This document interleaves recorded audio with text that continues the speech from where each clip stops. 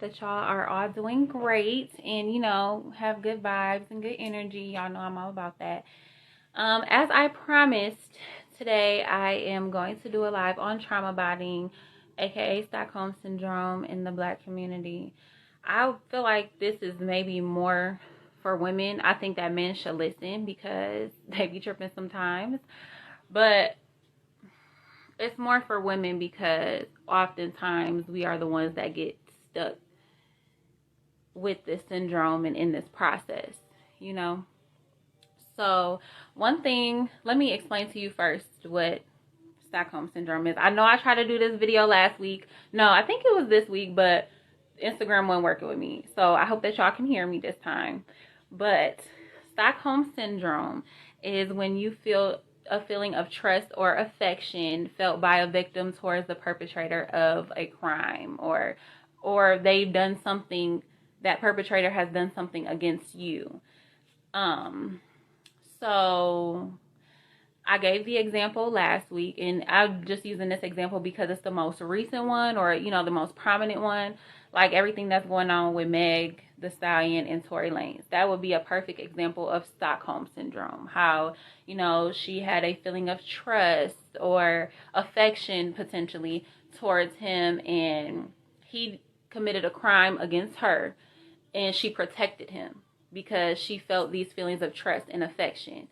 And oftentimes in the Black community, you see that with Black women. If you go back to the 60s, we've been doing it since then. I'm sure probably before then, where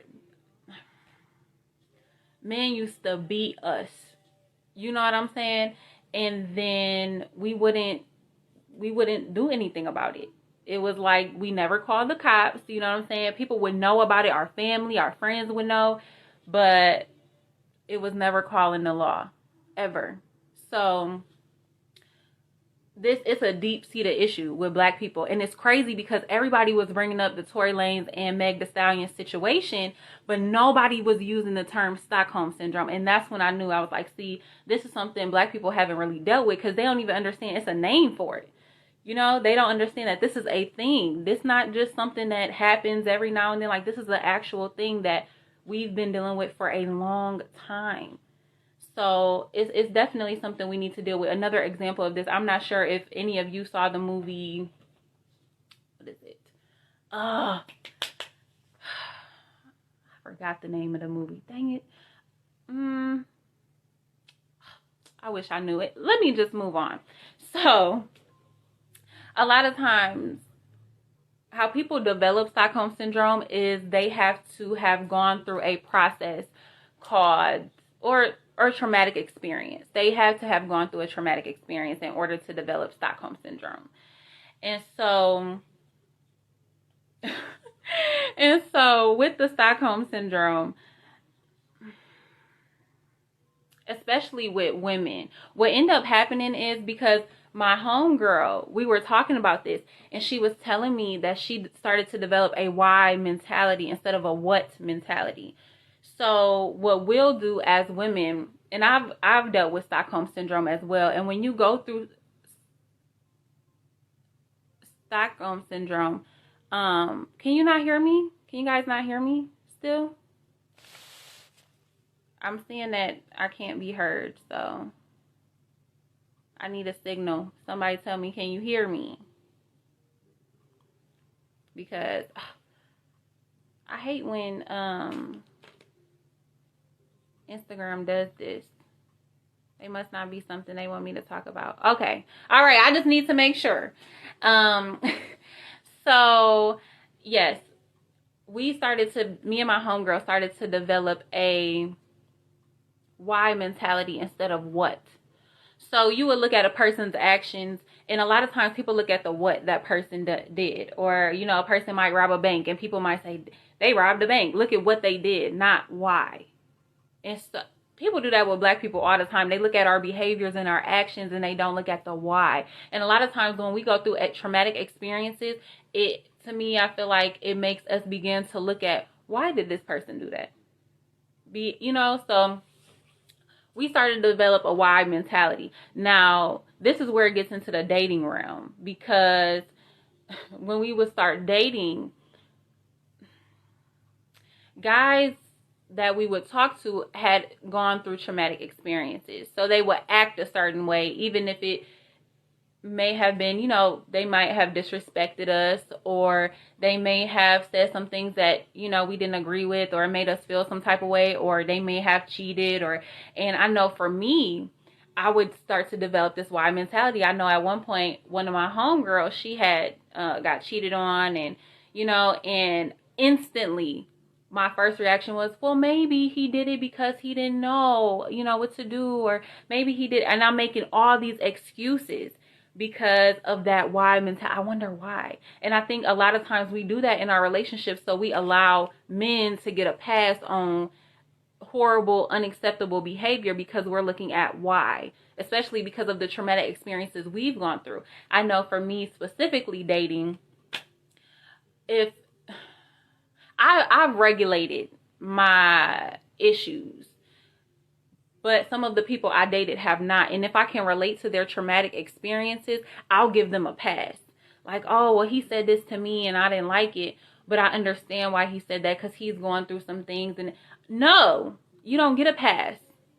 I don't think that we should be giving people passes unless it is something that they are unaware that they're doing. A lot of times these dudes know what they're doing. And a lot of times they will use their traumatic experiences as an excuse as to why they behave this way, you know? So it's like they're aware of what they're doing, but they just trying it with the right one, you know?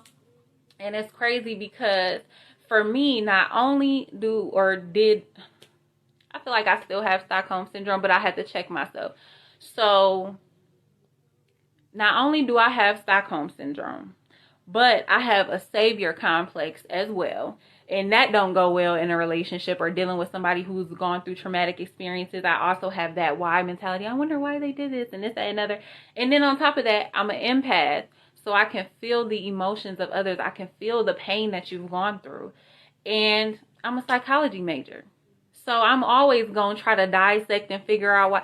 That's not healthy in a relationship with a person who's gone through traumatic experiences.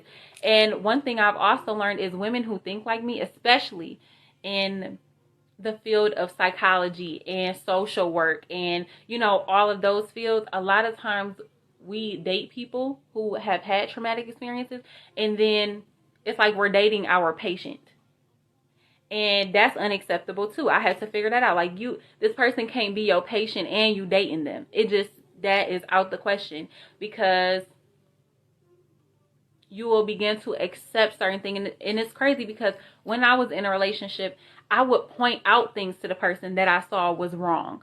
I'm like, you know what? You really got to deal with these issues because you got this going on, you got that going on. But I wasn't walking away from the relationship because I'm trying to give them a chance to better themselves. And, you know, and it's like, you cannot do that. Once you see that what that person is dealing with is outside of the realm that you can control, or even if they don't want to control it. I've been in a relationship where the person didn't want to deal with their issues. They wanted it to fester. And that should have been the moment I said, you know what?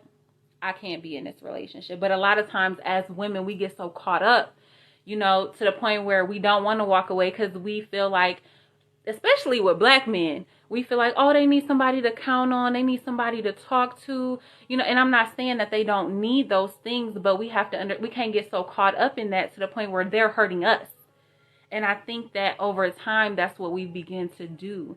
And then we talk about how all these men, these black men, they're hurting us and, you know, they're abusing us. They're taking advantage of us, but we're putting ourselves out there to be mistreated and misused. And we just don't see it because of all the traumatic experiences we've gone through as a whole.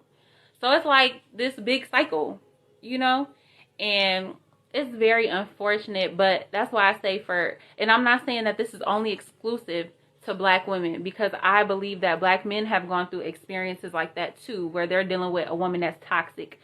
So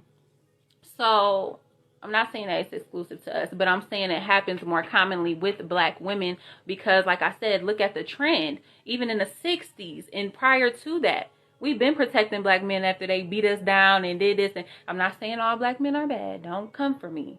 I'm just saying that Stockholm Syndrome is serious. Trauma bonding is serious with us. We got to take it more serious. And we got to stop these cycles. Like, for real. And at men who are watching, if you're a man and you're watching this, get on your homeboys, get on yourself, and make sure that you're stopping this cycle, because you hurting us. And to me, I feel like once you hurt a black woman, you keep hurting us. I'm a advocate for black men. I be trying to tell these black women, like, hey, don't come for black men, because they done gone through their stuff too.